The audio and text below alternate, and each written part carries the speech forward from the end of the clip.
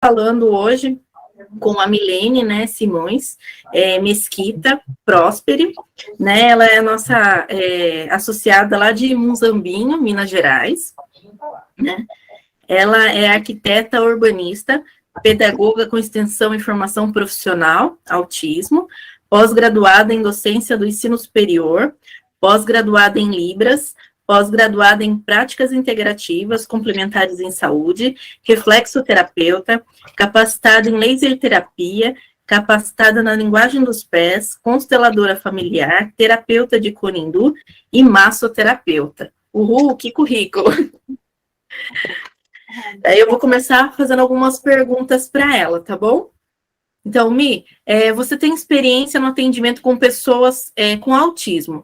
Geralmente, como você inicia esse atendimento?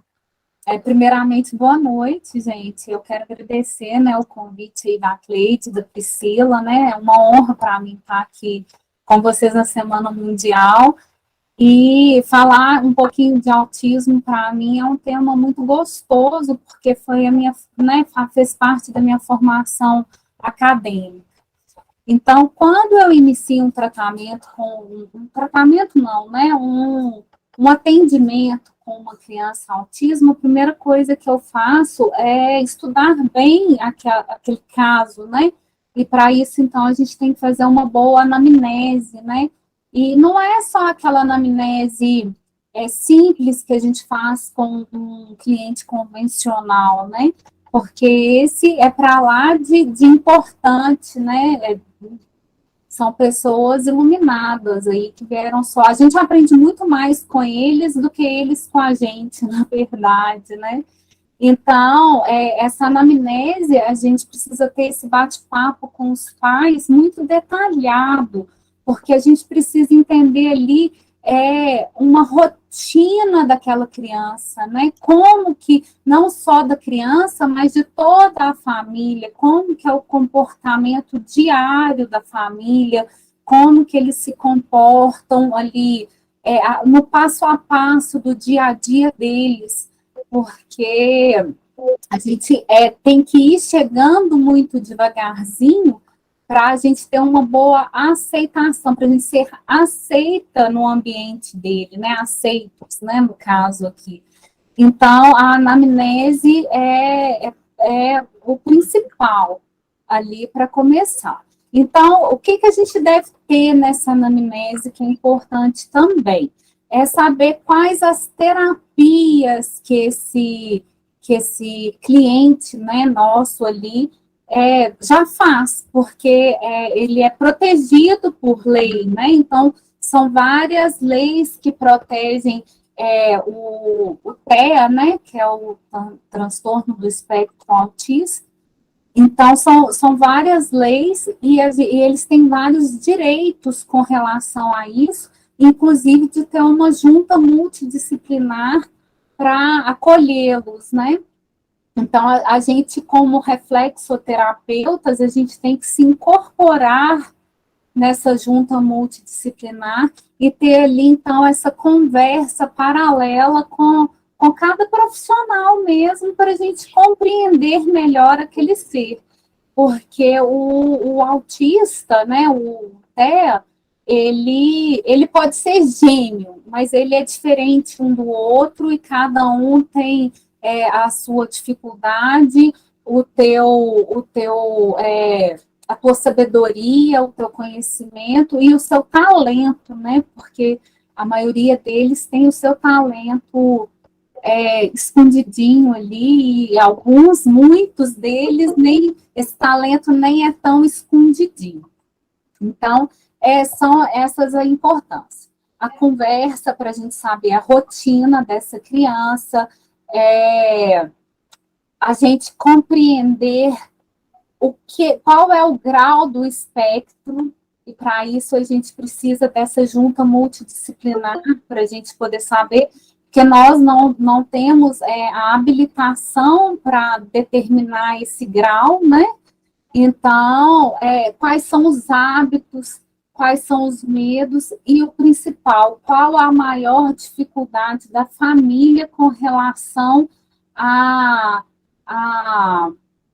ao nosso cliente, né? Porque alguns têm dificuldades mínimas e outros já têm um grau mais elevado.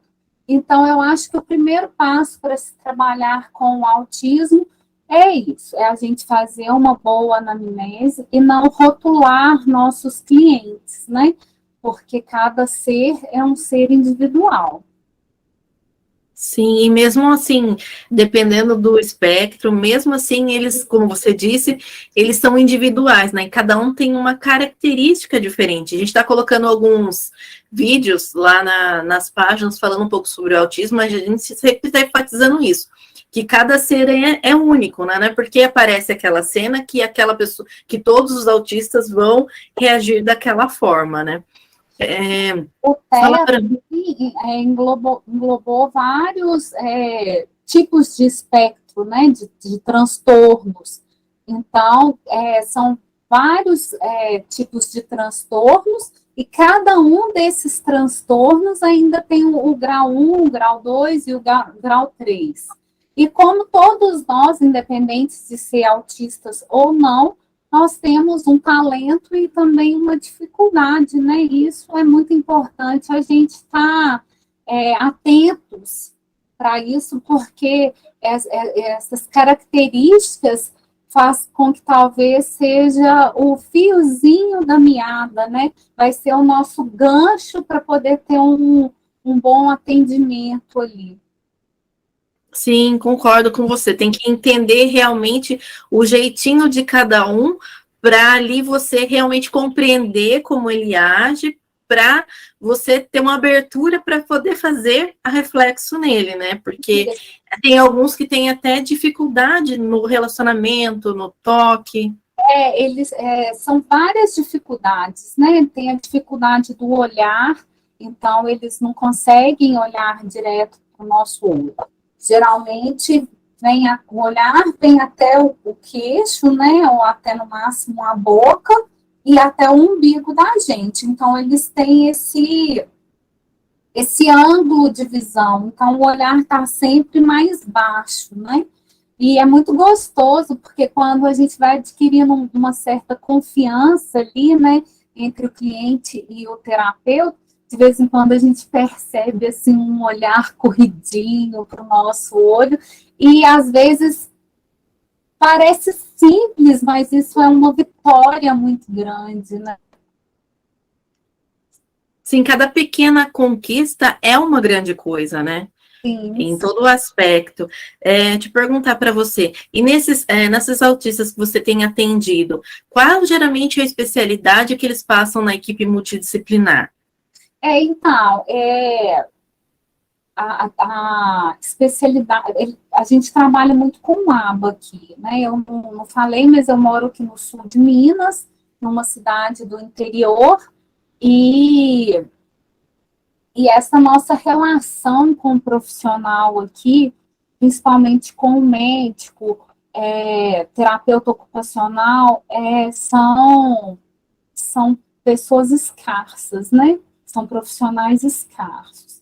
E a maior dificuldade que eu enfrento aqui com os meus clientes é porque um em cada 10 pessoas apresentam algum tipo de espectro autista. Então, olha para você ver a grandeza disso, né?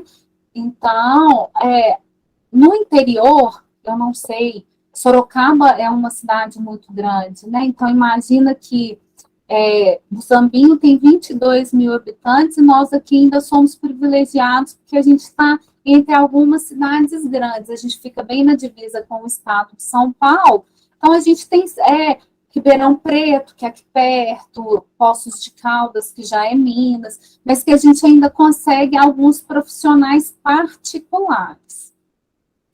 Então, para a rede pública, para o SUS, a gente tem uma dificuldade muito grande em conseguir um apoio de médicos aqui, médicos, TOs, fonoaudiólogos, né, e outros profissionais. Então, essa junta multidisciplinar, ela fica mais complicada e, por causa disso, requer um esforço maior dos profissionais que que aqui estão, né? Ah, mas é um direito garantido pela criança, né? 2012 já veio, e quando não contém esse profissional na cidade, a prefeitura tem que levar, porque o SUS paga. Mas vocês já pensaram num autista, por exemplo, que é uma criança que tem uma dificuldade em relacionar, que geralmente tem problema com barulho, não consegue viver em ambientes com um som muito elevado, você tirar ela da rotininha dela ali, do ambiente que ela já é acostumada, colocar dentro de uma van com mais 20 pessoas e levar, esperar essas 20 pessoas serem atendidas para retornar. Então, tudo isso é muito sofrido. E as mães acabam optando por não levarem, porque acaba prejudicando ainda mais a criança no lugar de favorecer, né? E nós, como terapeutas, também, a gente tem um pouco essa dificuldade, porque hoje elas estão abertas a nos receber. Talvez amanhã elas já não estejam. Então, quando a gente trabalha com a reflexologia, que tem o toque, eles às vezes têm uma reação não muito confortável com o toque. No entanto, que eles podem ficar incomodados com a etiqueta da blusa ou com a costura da meia e com a nossa mão tocando nos pés, né? Ou outras zonas reflexas, como a Cleide disse ali, que a gente trabalha também. Então, esse toque, às vezes, não é gostoso para eles. Então, às vezes, aquele dia, a gente chega, a gente brinca, a gente faz alguma atividade, mas a gente não coloca a mão. Porque assim a gente vai conseguir a confiança daquela criança, né? E depois que a gente adquire essa confiança, é bonitinho, porque eles já enxergam a gente como uma pessoa da família. E aí eles já vão para aquele lugar que sempre tem o atendimento, porque a rotina para eles é muito importante. Então, eles já se posicionam, eles já dão, lógico que mantendo um olhar, né? Um olhar para baixo, mas você começa a perceber a evolução daquilo. Eu falo muito, gente, eu fugi um pouquinho da pergunta. Não, fique em paz. E você está mostrando que assim, o profissional que trabalha com a pessoa autista realmente tem que ter um jogo de cintura. Ela tem que saber falar tanto com a equipe multidisciplinar, quando tem, para saber o grau, para saber como está o tratamento, como para conversar com os pais, como também para lidar com a criança em todas as suas limitações, né? Então, tem que ter sensibilidade, né? Essa sensibilidade. E, às vezes, eu me sinto portadora da informação. Então, quando o médico não vem e o paciente não vai até o médico, eu acabo tendo que fazer esse meio de campo. Porque aí, né, eu faço uma ligação, porque a gente tendo que, a gente estuda, cada caso, cada cliente é um, e a gente tem que buscar cada vez mais conhecimento, né? Então, a gente vai estudando, então, às vezes, a gente tem mais facilidade de conversar com o médico do que a própria mãe. E, muitas vezes, a mãe nem tem esclarecimento daquela situação para poder falar. Graças a Deus, não são todas, mas acontece de mãe que não... Eu tenho um caso aqui de mãe que nem alfabetizada é. Como que ela vai conversar com o médico sobre aquilo? Sobre a evolução que a criança... Então, elas pedem, né? E a gente faz um acolhimento com a mãe, né? Eu falo a mãe, gente, mas é porque geralmente é a mãe, né? Mas às vezes essa mãe é o pai, às vezes essa mãe é a tia, né? Mas estou colocando mãe, mas os pais de autistas não se sintam ofendidos, né? Mas, às vezes, essa mãe está precisando de mais acolhimento do que a própria criança. Porque ela também é ser humano, né? Então, eu falo assim, quando a gente trabalha com um autista, é legal a gente atender também os pais, dar esse acolhimento também para os pais. Sim, você levantou um ponto muito importante, que o cuidador também precisa de cuidados, não é verdade?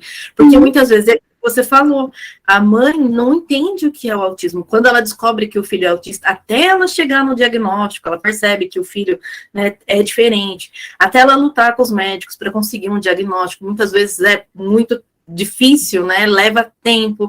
Até ela entender aquilo, compreender, absorver, ela realmente precisa de um acolhimento, né? E a Cleide citou aí mais cedo que a professora falou para a mãe que o filho era autista. Gente, isso é um problema, né? Mesmo porque a professora não é autorizada a dar diagnóstico nenhum. Quem dá diagnóstico é médico, né? Mas a professora tem que alertar, ela tem essa função de alertar, né? Então, tipo assim, você já experimentou levar seu filho numa psicóloga, não sei, ou encaminha, conversa com a diretora, às vezes a diretora tem um jeitinho mais delicado de falar, porque não é fácil para a mãe aceitar, né? O filho da gente. Tem aquelas mães que são mais abertas, que percebem que tem algo de diferente, mas tem aquelas que são rígidas, né? E se tiver, às vezes não é nem a questão do autismo, que é uma herança genética, mas aquela rigidez de comportamento, né? Às vezes a mãe tem essa rigidez em aceitar que o filho não é perfeito, que o filho tem a sua dificuldade, as suas limitações, né? Assim como tem seu tempo, seu desejo. Então, a forma dele se comunicar com o mundo é diferente, né? De enxergar o mundo é diferente. Então, às vezes, tem essa dificuldade na socialização, né? Você conversando com a mãe, depois que a criança passa pela reflexo, eu sei que você também percebe no atendimento, pós-atendimento, né, conforme a criança vai modificando, mas há relato dos pais também de perceber diferença. Quais as principais diferenças depois que a criança passa por um atendimento, eles relatam para você? então, mamãe me relatou assim, vou citar essa mãe porque ela foi a que mais me marcou. O grau do filho dela é muito grande, né? É grau 3, ele tem várias limitações. E ela fala assim: o que eu vou te falar, às vezes é tão bobo, mas no dia que você vem aqui, eu consigo dormir 2 horas seguidas. Gente, o sono sagrado. Eu lembro que quando minhas filhas eram bebês, o horário que eu mais gostava era 9 horas da manhã, quando minha funcionária chegava. Eu falava assim, pelo amor de Deus, fica com ela um pouquinho para mim dormir. Né? Então, eu fiquei, a criança já tem 12 anos, eu fiquei pensando, imagina ser 12 anos sem dormir. Como que tá essa mãe? E ela me falar que o filho já conseguia dormir há 2 horas, né? E que ela também conseguia dormir isso. E aí, aqui em Muzambinho, a gente tem uma vereadora que também é educadora e que ela entrou, né, no cargo com o propósito de montar uma associação. Então, ela chama Amor Azul.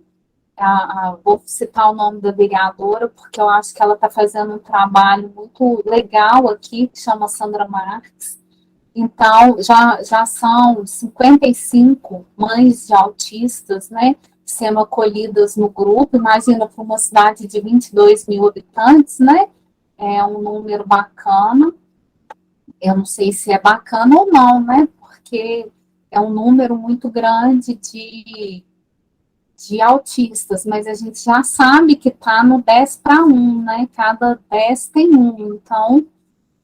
Então o grupo do Amor Azul, ele tem o objetivo de montar essa associação com essa junta multidisciplinar, e aí eu conversando com ela, falei, então vamos ensinar um pouquinho da reflexo para as mães, porque às vezes eu não estou disponível na hora que a criança está precisando, né? E isso veio por causa dessa mãe, dessa criança de 12 anos, que aprendeu a fazer a reflexo, e hoje ela consegue ajudar a família inteira, né? Porque a criança fica calma, a criança não tem tantas crises de estresse, né, de excitação, porque aí começa, às vezes, a se debater muito, e a cabeça, às vezes, é alvo da criança, né? Essa criança, ela batia muito a cabeça na parede, e a mãe ficava desesperada, sem saber o que fazer. Então, hoje, essa criança, ela já consegue sentar, ela já consegue ficar entretida mais tempo ali com os brinquedos que empilha, né? Então, ela não tinha nem controle motor para fazer isso. Então, ela estava trancada dentro do próprio corpo, e hoje ela já está se liberando, né? Já está conseguindo interagir com o ambiente de uma outra forma. E a mãe percebeu que entre todas as terapias que ela fazia, a reflexo era a que ela percebia que tinha o maior avanço ali. Então, eu me sinto imensamente grato por ter feito parte da história dessa família, né? Porque foi... Sim. É complicado, né? Quando eu ouço alguém falar isso, não só aqui, em outros lugares também, a Milene falando que tem essa vereadora aí que está montando essa associação, então já aproveita e monta um projeto junto com ela. É o que nós estamos desenvolvendo. Por isso é que houve esse primeiro contato de levar reflexo junto dela para a gente poder ter vários planos, né? E o primeiro deles, eu acho que é acolher essas mães para que elas tenham recursos de se ajudarem, né? Naquele desespero, auxiliando os próprios filhos. Então, isso é muito importante quando a gente consegue ver, né, aberturas para a gente poder estar trabalhando. Nós vamos ter uma entrevista também, que é uma candidata a deputada estadual, mãe de autista, levantou também uma bandeira aqui, né, uma cidade grande não pode ter só uma instituição de autista, precisa ter muitas outras, né, que nem no nosso caso aqui com 700 mil habitantes. Então, a gente precisa ter vários, porque não... Como você falou aí, né, 55, olha a quantidade de mães, né? Fora as que nem perceberam ainda. Isso, fora essas, mas se tem alguém que levanta isso, então vamos apoiar, e a reflexoterapia, ela é super importante nesse trabalho. Eu trabalho com autista já praticamente 20 anos, né? Então, a gente sabe qual é o trabalho que a gente tem e o que a reflexoterapia quando ela auxilia e como ela ajuda, não só o autista, né, mas a mãe, os familiares, porque, na realidade, eu falo que isso é um privilégio, né, ser mãe de autista também, não é fácil, mas é um privilégio. Só que existem muitos graus, né, então, a reflexoterapia, ela ajuda muito. Por isso que nós temos que fazer uma excelente anamnese, que nem você falou, né? Aí nós vamos estar vendo qual o grau, qual é a dificuldade da criança, né? Não tocar na criança, reflexo é tocar, mas a gente não precisa tocar, né? No começo, até que eles nos abracem. Então, quando a gente vê uma abertura dessa, nós temos que falar, foi isso que eu falei aqui no começo, né? Então, a gente tem que pegar aí os depoimentos, vocês vão ver depoimentos aqui, né, durante a semana, a importância de nós estarmos fazendo a divulgação dessa técnica, que é uma técnica maravilhosa, e a gente só vai usar as mãos. Né? Maravilhosa e de fácil acesso para todo mundo, né? E por que não ensinar, né, os pais, a mãe, a família a trabalhar com essa criança? Nós temos em Barcelona um hospital de reflexologia infantil, lá é ensinado aos pais trabalhar com as crianças, um hospital, já há muitos anos, tem muitos artigos aí na internet, né? Eu conheço, não de ir à Espanha, mas conheço pessoalmente quem criou isso, assim, por conversas. Hoje a gente fala pessoalmente porque aqui é pessoalmente, né? A gente está vendo todo mundo e consegue conversar com as pessoas. Então é essa bandeira que a gente quer levantar nessa semana, né? Trazer profissionais que trabalham não só com autismo, né? Se vocês olharem lá no nosso Instagram, no Instagram do ICR, vai ver quantas pautas são levantadas no mundo todo. E nós escolhemos o autismo justamente por isso. Há uma cidade pequena com 55 que se apresentaram, fora os que não se apresentaram. Mas se a gente começa a levantar essa bandeira, muitos mais vão vir, vão sentir a dificuldade, né, que nem a Milene falou. É muito mais fácil falar com o terapeuta do que, às vezes, com o médico, por isso que a gente tem que ter um estudo bem privilegiado em cima disso. Hoje a Michele, ela postou lá no Instagram uma fala que eu achei, assim, sensacional, a explicação que ela estava dando, ela está aí, eu estou vendo que ela está aí, né? Não só a Érica Lemos, que ela é uma psicóloga que trabalha justamente com isso, se alguém quiser segui-la lá no Instagram também, ela é excelente nessa parte do diagnóstico, ela trabalha com isso. Então, nós temos que estar conversando com profissionais que estão na área daquele nicho que a gente quer seguir, tá? E pode ter certeza que se você souber abordá-los, eles são totalmente abertos, totalmente abertos. Então, eu sinto aqui, pelo Sorocaba e por muitas outras cidades que eu converso, né? E você também aí com essa abertura, né, na sua cidade aí. Então, é muito importante essa sua fala e você levar isso para frente, né, porque você teve esse privilégio de estar aí com uma pessoa que vai dar essa abertura, né, fazer uma associação. E é muito importante a gente colocar a Reflexo lá dentro, tá? Isso ela pode se tornar depois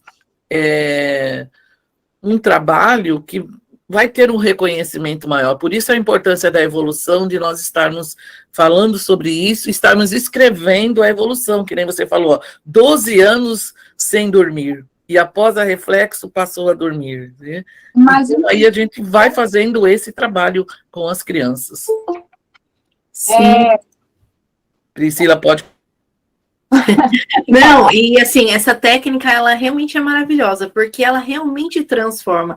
Quando uma pessoa passa pela Reflexo, no caso, uma criança autista, toda a família é transformada, né? Porque ela vai melhorando e toda a família também vai ganhando em qualidade de vida, em relacionamento com aquela criança. Então, como vocês falaram, o terapeuta, né, o reflexoterapeuta, no caso, a Milene é podal, ele precisa estudar muito sobre o nicho que ele quer trabalhar, que nem a Cleide falou, porque não adianta só apertar o pé, né? Também não vou pedir para a Milene um protocolo, porque não existe um protocolo para trabalhar autista, né? Porque cada ser é único, né, Milene? É único, então, não é todo dia que ele está disposto, né? Então, tem dia que ele não deixa, por exemplo, vou pegar meu pezinho aqui, tem dia que ele deixa você pegar só no hálux, tem dia que se você chegar perto do hálux, ele vai te morder, aí você pega no calcanhar. Tem vezes que eu né, trabalho com laser terapia, então tem dia que eu consigo usar só o laser, tem dia que nem isso, porque tem que pôr o óculos e não quer. Então, cada um é no seu tempo, e eu falo que trabalhar com espectro autista, você tem que gostar muito do que você faz, porque você tem que ser humilde ali o tempo inteiro, tanto para acolher a criança, né, não só a criança, né, porque as crianças também ficam adultas, mas para acolher toda a família, compreender a dor daquela família, o sofrimento daquela família e a dificuldade de tudo, né? Porque cada família tem o seu comportamento ali também, e a gente tem, às vezes, que ter um jeitinho especial para chegar até elas. Às vezes você tem que mudar a forma de falar, às vezes você tem que usar palavras simples para ela compreender. Então, eu estou falando com relação à família mesmo, né? porque às vezes o autista consegue compreender muito melhor o que você está falando do que a própria família, porque ele tem, às vezes, uma facilidade com certas habilidades que é fora do normal. Então, a gente tem que ter essa sensibilidade de compreender tudo o que está acontecendo à nossa volta com relação àquele nosso cliente, paciente, né?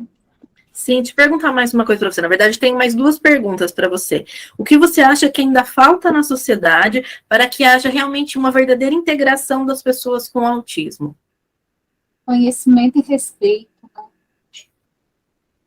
Falta conhecer melhor o que é e respeitar, porque a partir do momento que você fala em respeito, não é só respeitar ele ali na hora que você está ali próximo. É respeitar aquela criança, aquela vaga que foi destinada a ele, é respeitar a mãe. Outro dia, em Poços de Caldas, aqui perto, saiu no jornal, saiu no Facebook, Instagram, uma foto da mãe com a criança na coleira, e a pessoa que postou, que foi totalmente vulgar no comentário dela, escreveu assim: agora as crianças andam na coleira e os cachorros no colo. E olha para você ver a falta de respeito, né?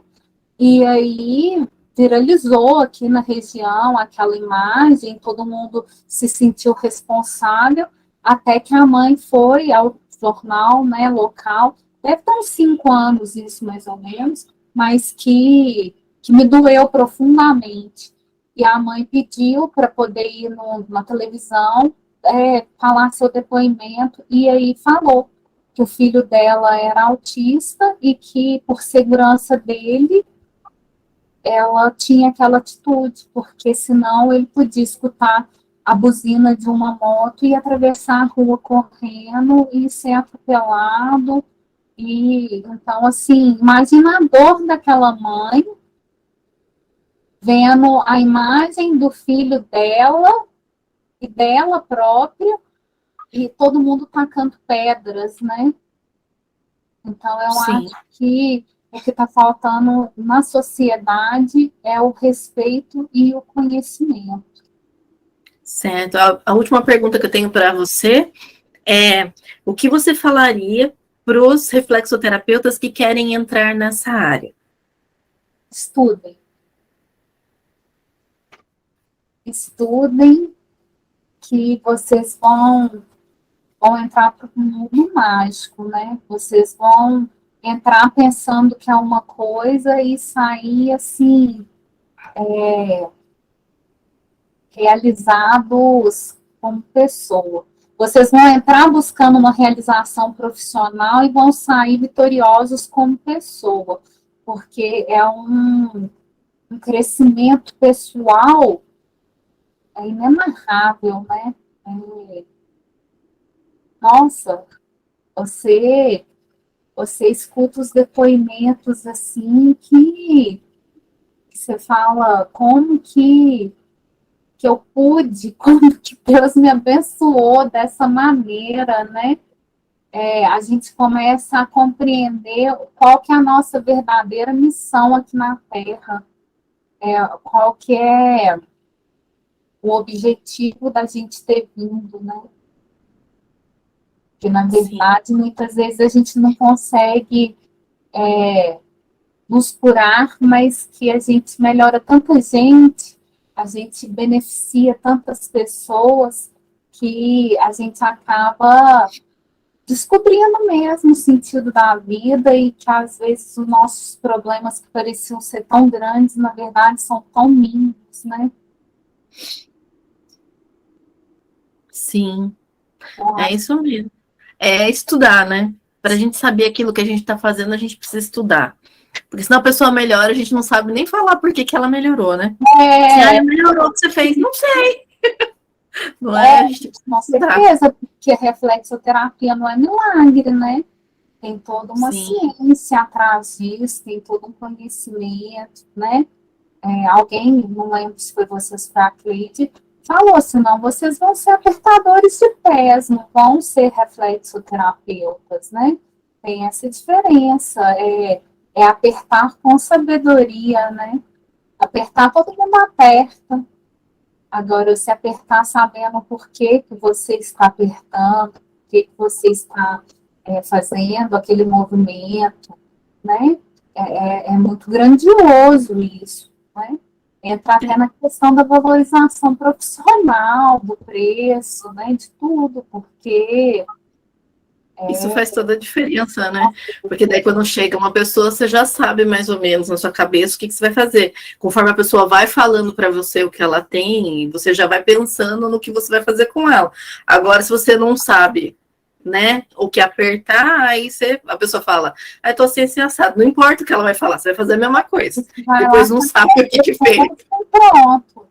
Né? E por isso também é a importância de você ter um relatório, né, de atendimento constante ali, né? Eu ia usar a palavra diária, mas não é diária, é constante, porque cada atendimento é feito num dia diferente.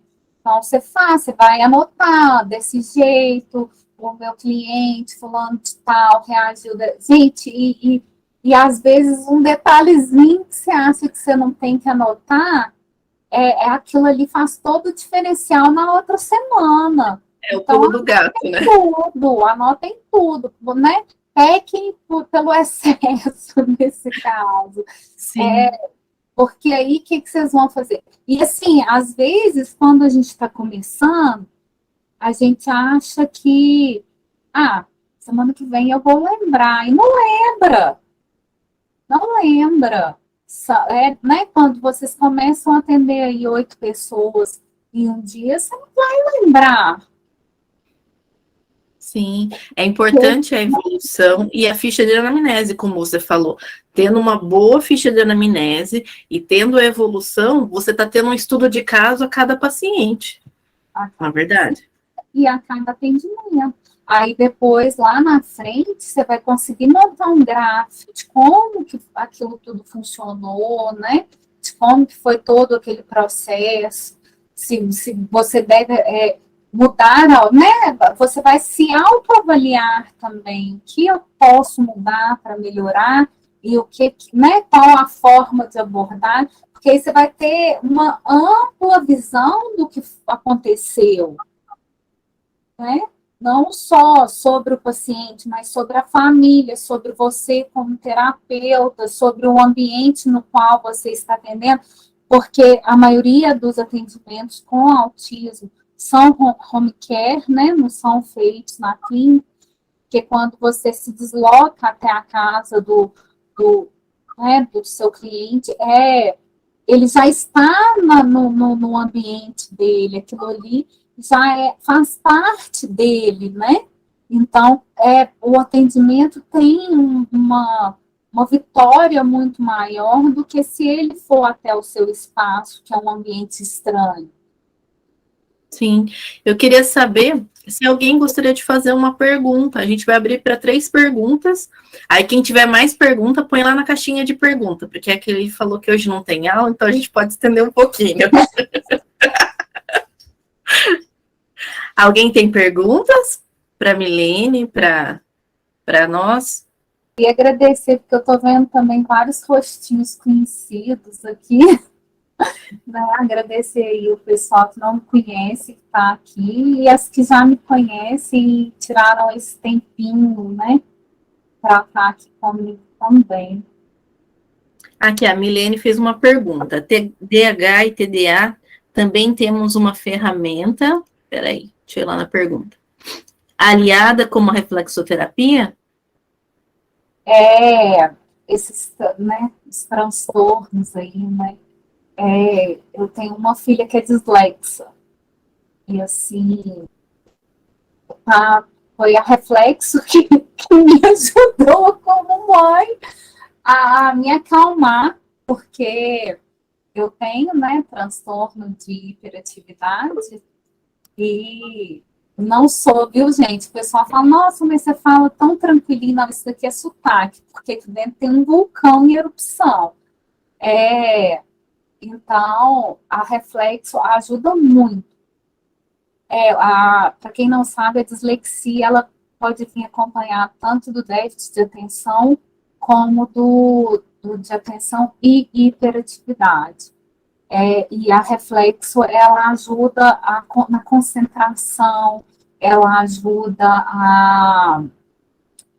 no controle motor, no caso da minha filha, que ela não tem tantos problemas cognitivos, mas é mais motor. Então, assim, além do treino, ela consegue concentrar para poder ter uma escrita mais perfeita. Aí, quando ela fica muito ansiosa, ela não dá espaçamento.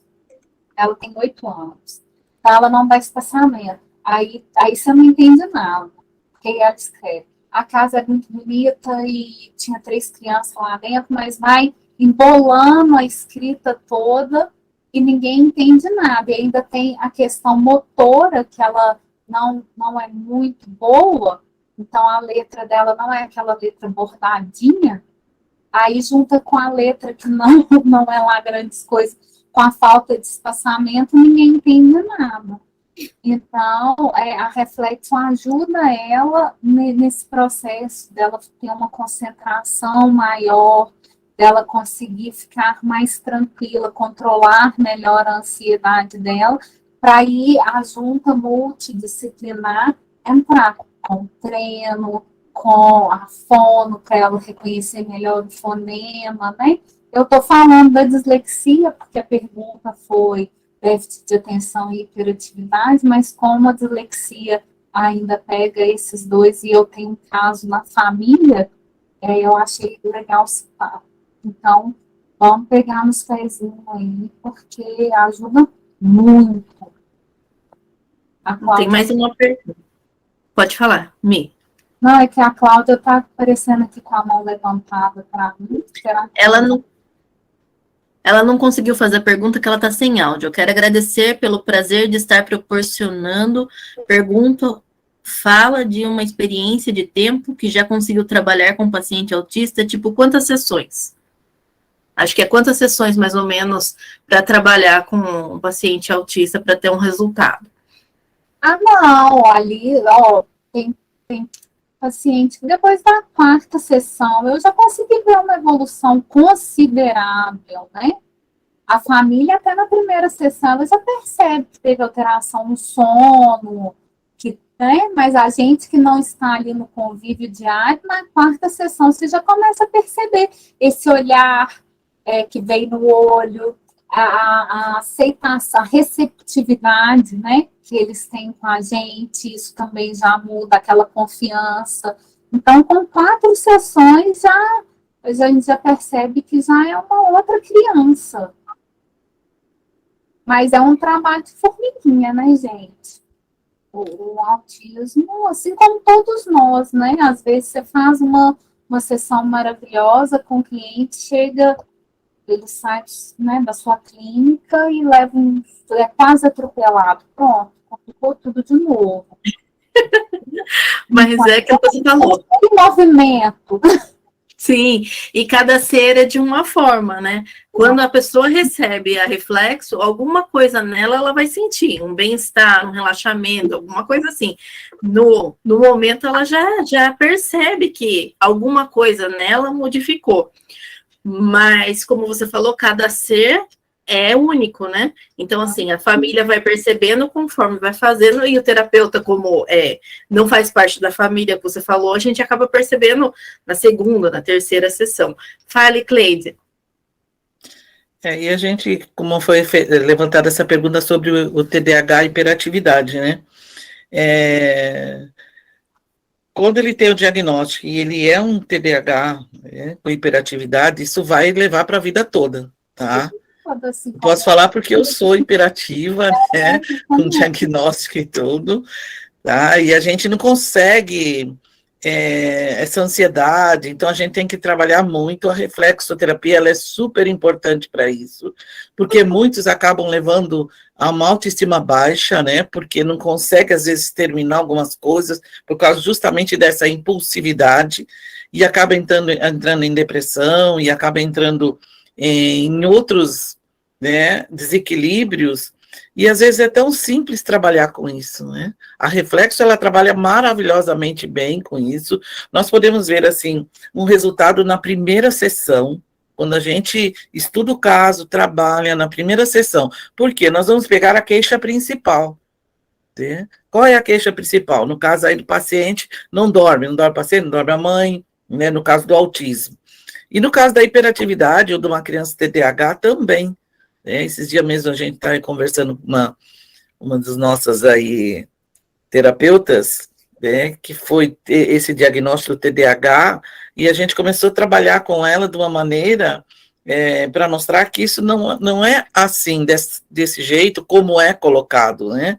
Então, nós temos muita coisa dentro da Reflexo que nós podemos trabalhar, porque mesmo TDAH, hiperatividade, ele tem, é tipo autista, ele também tem um grau. Tem um que consegue levar muito bem, esconder muito bem, né? E outros não, né? Então, nós temos como profissionais, né, reflexoterapeutas ou outras terapias, aqui no caso a reflexologia, nós temos que estar prestando muita atenção nisso, que eu vejo que é onde os terapeutas, eles acabam não se encontrando, né? Então, trabalham N coisas, mas quando a gente tem um nicho de trabalho, que é o que eu falo nas aulas, né, você vai ter aquela frequência, e é aquela frequência que vai vir para você. Então, você tem que estudar, cada caso é um caso, então não dá para ter protocolos, não existe protocolo para autismo, não existe protocolo para nada, porque cada ser é único, e se cada ser é único, nós temos que trabalhar de acordo com esse ser. Lógico, nós vamos usar alguns pontos, né, ou alguma coisa que nós vamos trabalhar com esse paciente, que às vezes acaba cabendo dentro. Aí, olha, o autismo, o autista, se a gente trabalha isso e isso, mas aí, como ele é ser único, nós trabalhamos isso e isso, e colocamos a parte dele, que é ser único. Então, essa é a importância da gente ver. É um direcionamento, mas quem vai fazer a virada de chave ali é justamente isso, é aquele pontinho que só aquela pessoa precisa, né? Eu só concluir uma questão que você falou aí do TDAH. Para a mãe, muitas vezes, receber esse diagnóstico é muito mais sofrido do que para a mãe receber um diagnóstico de autismo. Porque o autismo, a pessoa, desde bebezinho, ela já vai dando sinais, sintomas, então a criança vai crescendo e a mãe vai percebendo aquilo diariamente. E o déficit de atenção e de hiperatividade, às vezes a mãe vai perceber isso só em fase escolar.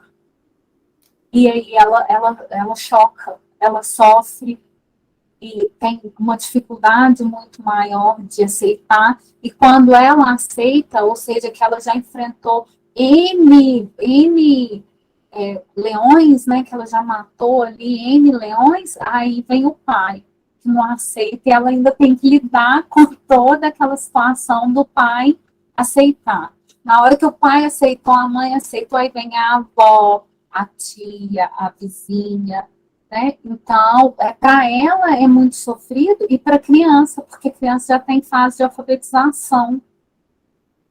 Então, a gente tem que acudir rápido a essa criança, e graças a Deus a Reflexo dá um retorno rápido, e crianças recebem o estímulo, e o corpinho delas também recebe muito mais rápido do que o adulto. Então, a gente tem que ter eu falo que toda vez que a gente trabalha criança, a gente tem que trabalhar também o pai e a mãe, porque o sofrimento deles, às vezes, é muito maior do que o das próprias crianças, né? Sim. A Iraide levantou a mão. Iraide, pode fazer sua pergunta, e é a pergunta para encerrar, tá bom, pessoal? Com licença. É mais um comentário, né, que fazer o diagnóstico, eu vejo o quanto é complicado, porque, como a Cleide falou, que também já foi diagnosticada, Uma colega esses dias falou que eu estava com alguns vestígios de TDAH, assim, então, somos todos, né? Mas que, independente de diagnóstico, como reflexoterapeuta, a gente tem uma ferramenta maravilhosa, né? De olhar o pé e ver que qual é a prioridade que tem ali naquele pezinho, gritando por socorro para auxiliar, né?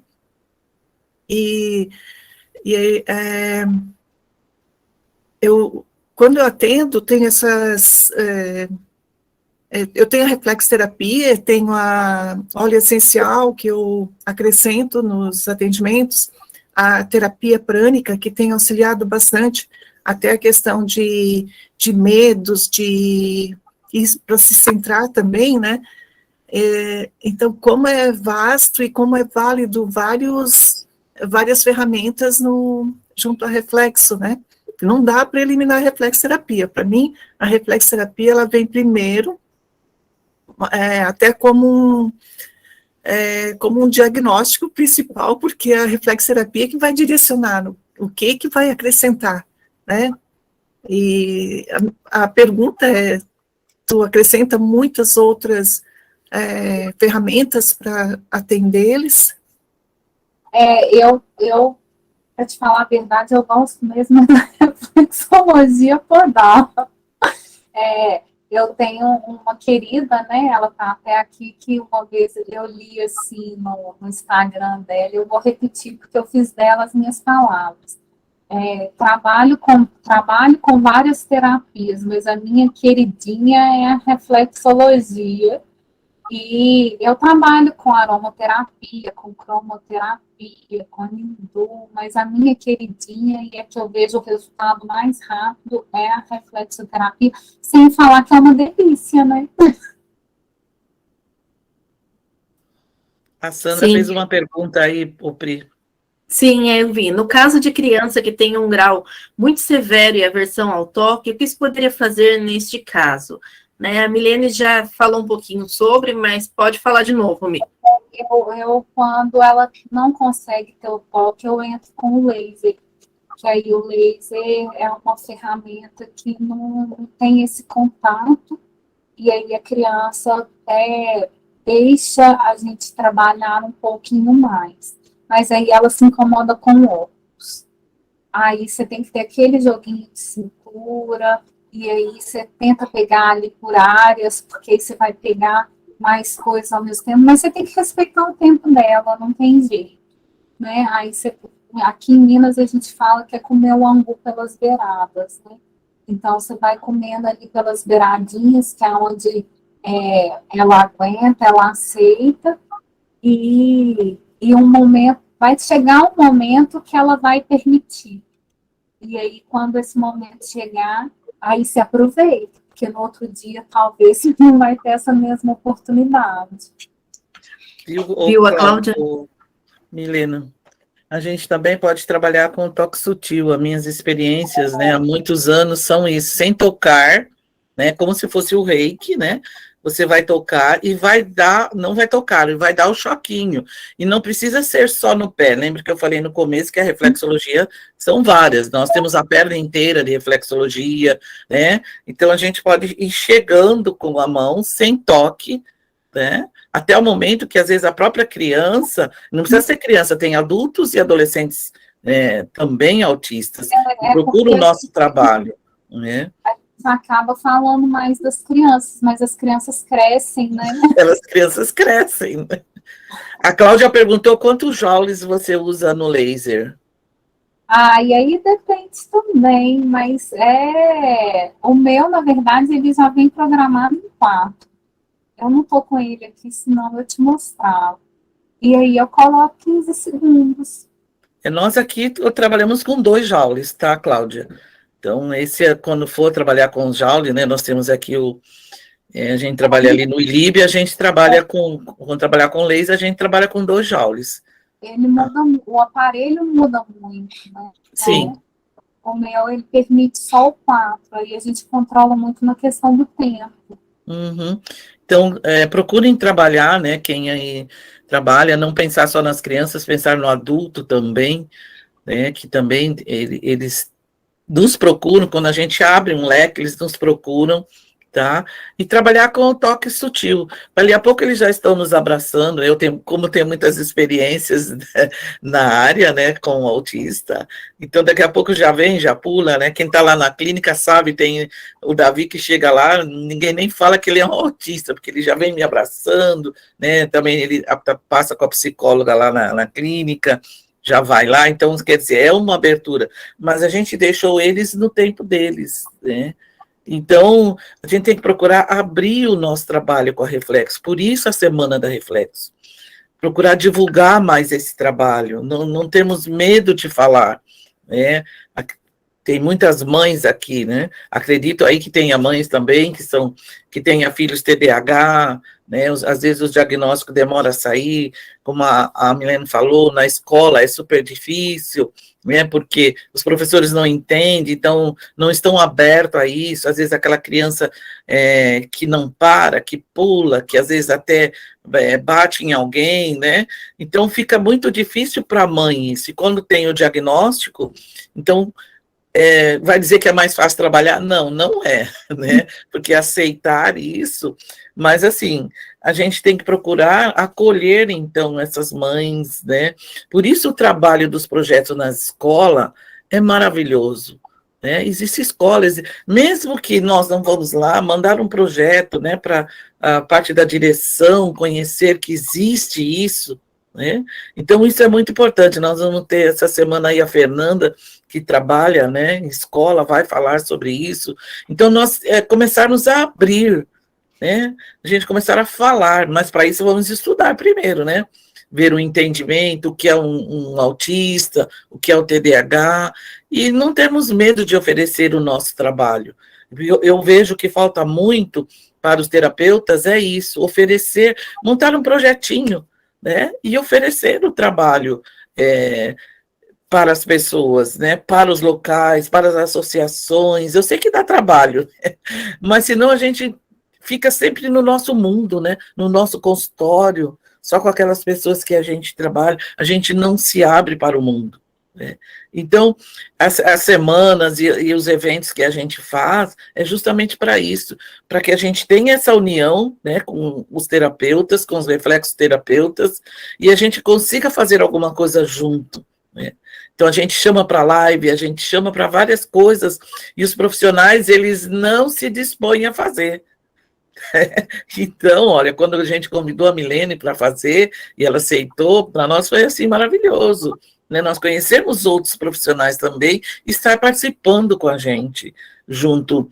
Vocês viram que a Maria João falou que essa semana foi criada em 1990.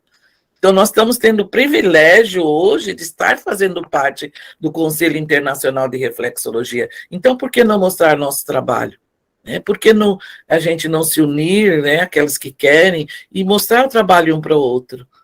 Como eu falei, não existe protocolo, mas às vezes uma coisa que a Milene pode falar pode ajudar você com o seu paciente. Então, essa troca de informação é o importante para nós hoje. Tem muita oportunidade para você estar dando cada vez mais. Queria agradecer a Milene, muito obrigada por se disponibilizar por essa entrevista, foi muito esclarecedora, né? Nós temos um comentário aqui da Luciana Almeida, que falou assim: Milene, sua sensibilidade em relação à criança e à família aumenta a minha admiração por ti. Parabéns. E agradecer também que a gente tem aí alguns convidados, né? Da Ana Karina, convidou algumas pessoas aí, são mãe de autista, de síndrome de Down, e eu queria só, mais um minutinho, que eu queria que a Michele fizesse um depoimento, aí eu sei que ela está aí. O Mi quer fazer um depoimento, aí falar alguma coisinha bem curtinho, olha, tá aí. Nada melhor do que uma terapeuta aí bem... Ela quer falar um pouquinho sobre o TDAH. Sim. Então, eu sou uma mãe de um TDAH que descobri esse ano. Passei por tudo isso que vocês falaram hoje e agora, nessa noite. Fiquei Não fiquei conformada, fiquei desesperada, nervosa, não tive apoio da escola, não tive apoio, enfim. Meu filho ainda está sendo diagnosticado, assim, mas certeza que ele é TDAH. E o que me ajuda? As terapias, gente. Meu filho tomou remédio, 2 meses, Ritalina, acho que muita gente conhece aqui. E eu falei, não, eu não aceito isso. Como é que eu, terapeuta, trabalhando nesse mundo, vivendo nesse mundo, não aceito, não aceito, não aceito. Hoje ele trabalha com óleos elementos, com quânticos e com as terapias, com a reflexologia, com a aurículo, com laser, né? É o que faz ele dormir, ele dorme em 5 minutos, ele faz um reflexo a 5 minutos. Gente, menos de 5 minutos ele dorme. Ele fica mais calmo. Eu mudei também o meu jeito de falar com ele, porque essas crianças demandam de um carinho maior, de um amor maior, né? Que é o que todo mundo acha ao contrário, né? Porque eles são mais agressivos, mais agitados, falam bastante, mas eles demandam de um carinho maior, de uma atenção maior da gente. Então, assim, eles vêm para mudar a nossa vida. Então, o meu depoimento, assim, eu tive o apoio dentro das terapias. Hoje o Arthur, meu filho, tem 7 anos, foi diagnosticado agora no começo do ano, e vem sendo, né, porque não é simples, assim, de um dia para o outro, ser o diagnóstico tanto do autismo como do DDA, o TDAH, ou dislexia, não é de um dia para o outro, demora meses, né, às vezes até anos, dependendo do caso da criança. Então a gente está nesse processo ainda, mas eu tenho só que dizer para vocês que se não fosse terapias na minha vida, eu acho que eu já teria tido um treco, né? Como uma mãe, falando além da terapeuta, falando como uma mãe também aqui. Muito obrigado por seu depoimento, Mi. Obrigada Eu mesmo. que agradeço. É difícil, né, a gente ter essa aceitação do problema do nosso filho, porque para nós, mães, né, eu acredito que muitas de vocês são, o filho, ele é perfeito, né, mesmo a gente sabendo que ele tem defeitos, ele continua, até os defeitos são perfeitos. Então, quando a gente pega uma situação que a gente não sabe como lidar com ela, no caso aí da Michelle, que falou que o filho tomou Ritalina por 2 meses, talvez esse tempo foi o tempo que você, como mãe, precisou para digerir tudo aquilo, mas ao mesmo tempo não deixou de ajudá-lo, né? Aí depois que você digere, aí você fala, não, peraí, vamos devagar, eu sou uma terapeuta, eu tenho várias ferramentas, e vamos subir um degrau de cada vez. É isso mesmo, Michelle.